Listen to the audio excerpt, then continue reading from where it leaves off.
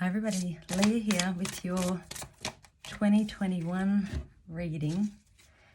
Obviously this is a general reading, so take what resonates, leave whatever doesn't. If you want your own personal reading, then follow my Leah Lloyd Healer Facebook and Instagram pages for details on how to get that.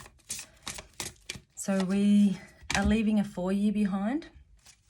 2020 was a year of planning and putting in effort and building, preparing, and now we're going into a 5-year, and the 5-year is all about change and progress. You should be seeing movement this year, most probably in something you've been working toward. So hopefully you've made the most of the downtime we've had in 2020 to prepare yourself, because 2021 could see some quick movements whether you're ready or not.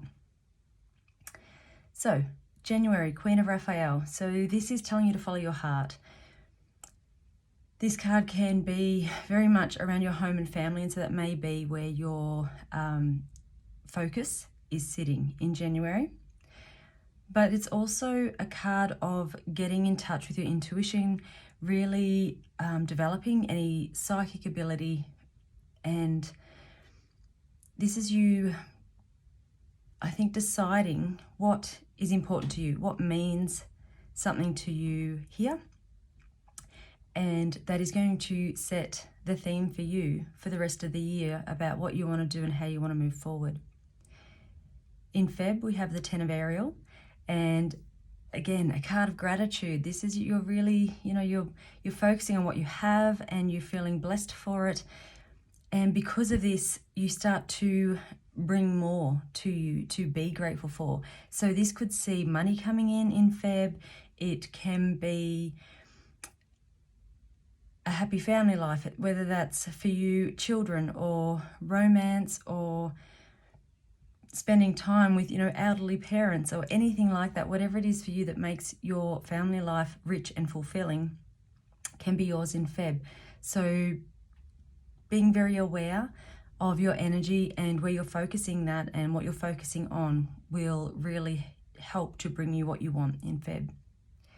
In March, we have the Page of Raphael, and this is a new emotional experience. So for some of you, this can be new relationships. It can be current relationships moving forward to more commitment.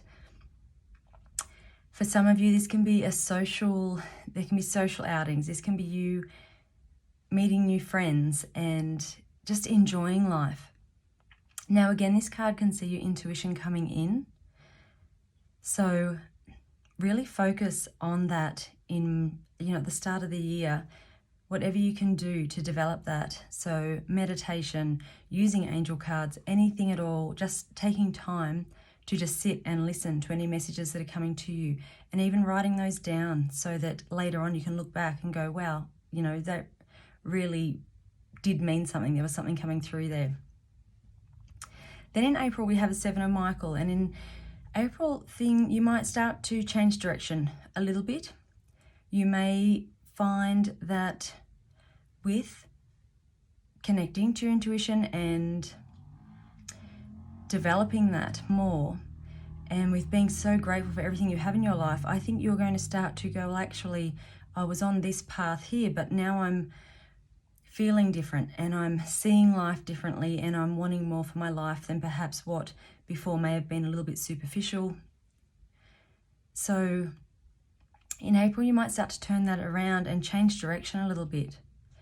This might see you teaming up with other people. It might see you asking for help for other people. It might see you changing the groups you hang around with. So this could be a change in career that sees you working with new people. If there's any contracts to be signed or anything official like that in April, just make sure you read everything carefully and be sure it's what you want before you say yes to it. Then in May, you have the 7 of Raphael. Now this is options coming in, opportunities. This is you having to make a decision. And again, it's you having to be very clear about what it is that you want and then taking action towards that. Now, for some of you in May, you might start to clean up your health a little bit. You might be having a bit of a detox. It might be giving up alcohol or changing your diet. starting a new exercise routine, giving up something that's not good for you. This can be a clear out of old emotions. This can be you changing the way you look at things and, getting back to that connection with your intuition and your own, body, mind, spirit. So whatever that is for you in May, there will be a decision to be made. Now in June, we have the 4 of Ariel. And this is about balancing your life. This is giving and receiving. June could definitely see change, and you're being asked that when that change starts to happen, please don't resist it. Don't try and block it. 2021 is a year of change, and it's coming ready or not. So everything at the start of the year is helping you to really connect to yourself so you know what you want. So then when this change comes, you are already prepared and ready to move forward. For some of you in June, this might be a little reminder to look at how you're spending money. You might be needing to save some money, and it's the end of the financial year, so it could just simply be that you're doing your taxes. In July, we have the 2 of Ariel. Again, this is a card of balance. If you're doing a lot, if you're trying to keep everybody happy, or you're doing different jobs, or you're trying to perhaps start some new creative endeavor, and you're balancing that with the job that actually brings the money in, it's you trying to make all of this happen, and it can be a bit of a juggling act. Bringing fun into your life in July will help. Then in August, we have the Ace of Ariel, and you're going to see things starting to pay off, because this is a card of luck. It's a card of resources coming in. It can be money, it can be people offering support, it can be resources that you need all of a sudden appearing. It can be just that your diary's freeing up a little bit, and all of a sudden you have time to do the things that before just seemed to not ever get done. For some of you, this can be a change in career. It can be a new job. It can be a promotion. But this is a happy change. This is a really good change. So whatever this is, it's a good step forward. Then in September, we have the 4 of Gabriel, and this is a time of celebrations. This is, again, rewards for hard work. This can see you letting go of anything that's been holding you back. So sometimes when money comes in, when you have some luck, whether that's that you're climbing the ladder at work, or you got a promotion or a pay rise or something, not everybody is going to be happy for you. And that's just coming up as a little reminder for you in September, that even though some people aren't in a place where they can feel happy for you, whether it's because they're jealous or a bit resentful or any of those things, don't let that hold you back. So if any of that's happening for you in September, I want you just to let that go. Just recognize it for what it is. It's not about you. And don't keep yourself stuck. Don't hold yourself back to try and make other people feel better about being where they are. In September, I think you've been working hard for whatever this is, and you have been putting the effort in and really making those big life changes, and it's starting to pay off. So don't stop at this point, because other people might be uneasy about it, or you yourself might be just thinking, oh my goodness, this is too good to be true, or do I really deserve this, or can I really do this? All of those things that come up, let those go. They're old beliefs and they don't serve you this year. Now in October, you have the card of new beginnings. This is you starting a new life. You're finding purpose for your life, for why you are here, for what you're trying to do.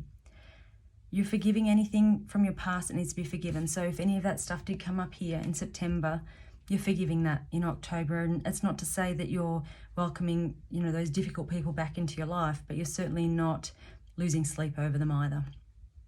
You're moving on in October. This feels good. You are happy. You are confident. And this is a really huge turning point for you. Now in November, we have the Page of Michael. Again, this is another new challenge. This is exciting, but it could also bring a little bit of turmoil to your life. So it could be that whatever this is wanting a lot of your time, of your effort, of your resources. This could be a financial commitment. Again, if there's any contracts or documents involved, read them carefully. Don't assume this is the best offer in the world if what you're reading in front of you disagrees.